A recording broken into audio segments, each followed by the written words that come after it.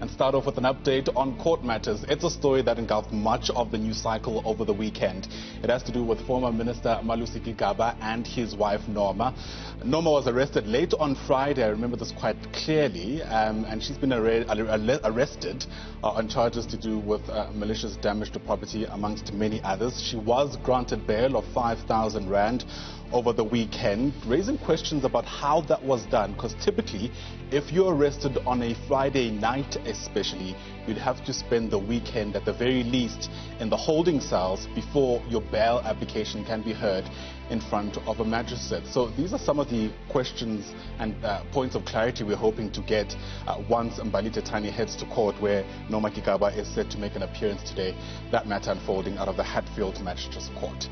The ANC has also been in the news cycle for all the wrong reasons, it appears. The tender bonanza around PPE procurement is what it's called, has certainly at the very least had an impact on the image of the organization. The big question that our senior political reporter Zianda Ngobo will be asking the experts today is, does the party have enough within itself to be able to survive this moment, especially as we start to count down to next year's local government elections?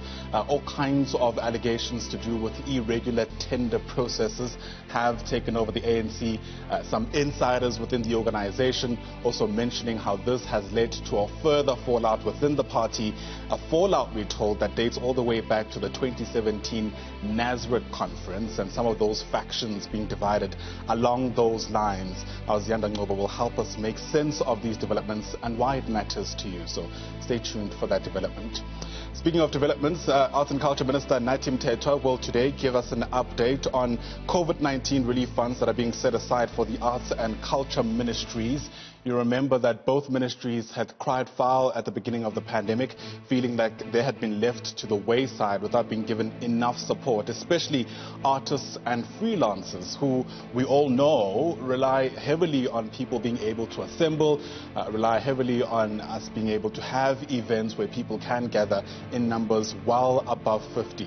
We're going to be giving you those details as they unfold, and of course we'll bring that live broadcast to you as it begins here on Newzroom Afrika's 405. Our Minentle Hlela will be on top of that briefing as soon as it begins.